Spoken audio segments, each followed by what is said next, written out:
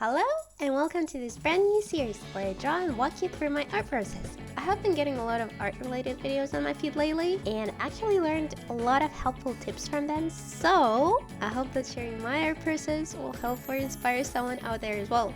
My name is Chen and I'm an anime artist, life TT worker, and animator, and I'm currently in my desperately trying to improve era. So to all the struggling artists watching, I feel you and I'm with you, and let's do this together. Today's piece is a fanart of the freshly debuted VTuber talent Koseki Bijou. As an avid VTuber enjoyer myself, I could not ignore the opportunity to jump on the hype train and draw one of them. So let's get right into it, shall we? I started off with a pose sketch and defined the face a bit more right from the beginning because I tend to struggle with face proportions more than anything. For some reason, even after all this time. As an anime artist, I strongly recommend looking at cosplay photos as references. Anime cosplayers tend to recreate the look of a real-life illustration kind of thing in their works, so their composition, lighting, and intricate poses are usually next level kind of good. It's also nice to study how the more unusual clothing looks in real life. So it comes full circle, huh? I then add some of her basic design elements to the sketch and start working on the liner. No, it's her face. I have the attention span of a fruit fly and I jump around the canvas a lot, so her face it is. The first eye coloring attempt lacked in depth I was going for, so I redrew them a couple of times. Also redrew the face a couple of times because I struggled. I wanted her eyes to appear shiny and gem-like even, so I made them darker to better contrast the highlights and used a lot of texture brushes. I also highlighted her lashes more than usual and added some white spots for a more wet and emotional look. She's not really supposed to be sad, but rather shy and lost in thoughts. I originally wanted her wrists to be tied up with ribbons, for reasons I won't explain, but I scratched the idea later on. Satisfied with her eyes, I move on to finish the rest of the liner. I was being a bit lazy with sketching the hair beforehand, not the best move, so I used the lazy hair technique.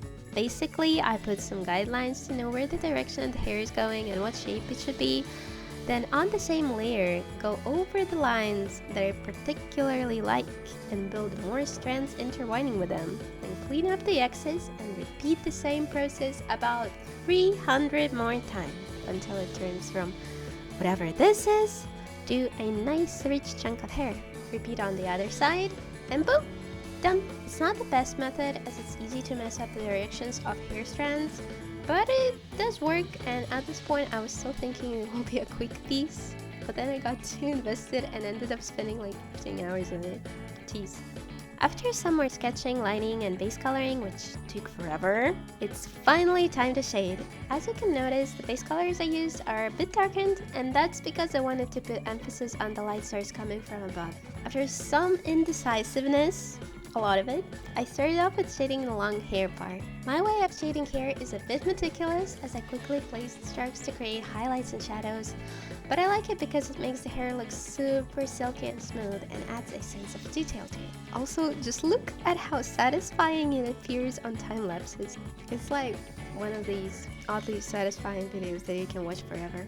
Honestly though, I had some troubles figuring out what shades I should stick to, which is always a problem for me when it comes to gradients.